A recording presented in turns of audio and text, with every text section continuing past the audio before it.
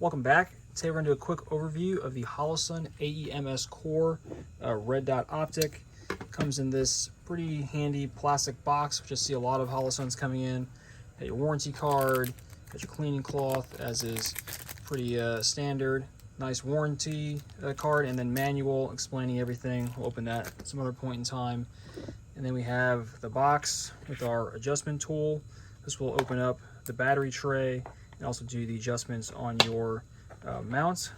And then over here, kind of interesting, they give you a spare battery tray, which I think is a really nice touch. It's kind of one of those things you would lose or break, so I appreciate them just throwing a spare one in from the start. So it is a red dot in a box, which I don't think I've seen before. EOTechs are in a box, which we'll see a comparison here in a second, but EOTechs are also holographic weapon sights, not red dots. So it's kind of an interesting take. I do like the 2-minute dot. It's very crisp. It doesn't show up as clear to the camera as it does to the human eye, but it is a very clean 2-minute dot. Nice, clean glass. Big window. You got your windage on one side, same as the brightness, and up and down. Let's see how the down looks. Let's go down one more. 2, why not? Pole adjustments.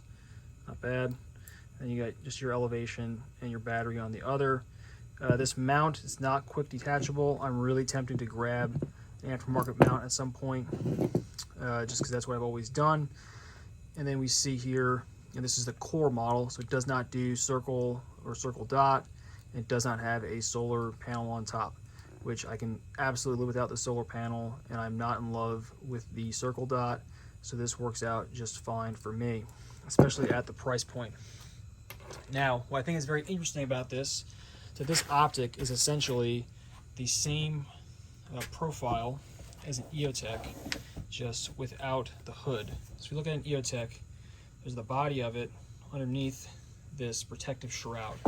If you were to put your Holosun behind it, which we're going to do right now, we'll see that the body of the Holosun is essentially the same dimensions as an EOTech without any hood. Now, as far as durability concerns, I don't really have any. I think that they're pretty much fine without the extra hood, because it's a red dot. It is not a holographic weapon sight, so it doesn't need that kind of extra protection. So let's pull you guys over here and peek down. There you have it. So both are on. You can see they're both lined up, and all those dimensions look pretty darn identical. Left, right, up, down.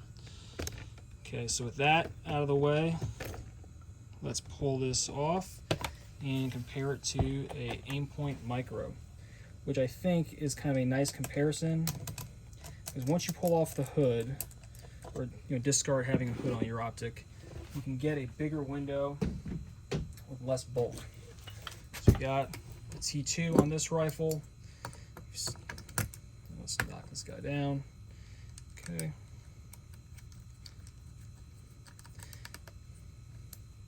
Okay. Now we see here, very similar profile, right? A little bit wider in the body. Now let's look down. But we see we got a whole lot more, left, right in that window, whereas the Aimpoint, you're looking at a tube. So I really think that this AEMS Core, or the standard AEMS model, AEMS, is kind of a nice way to go.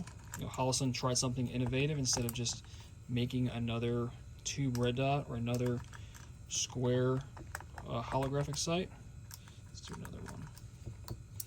All right, there we go. And by kind of building a ruggedized aluminum housing and kind of doing away with the shroud and putting, again, a red dot in a box, we've kind of built a nice balance between red dots and holographic sights. So I have the same window size as my EOTech. If I had the standard model, I could have the same reticle, but I have a very similar compact size as an Aimpoint. I'm going to shoot this optic for a little bit and play around with it. I really do think it's a good contender. I would love to put it on like my Beretta 1301, but unfortunately there aren't any good mounting solutions for it yet. But I'll keep you guys in the loop. And right now, just looking at this optic, playing around with it, my experience with other Holosuns, I would not dissuade anyone from buying one. If you guys have any questions, let me know. I'll give you guys some good actual user feedback here in the future. Thanks.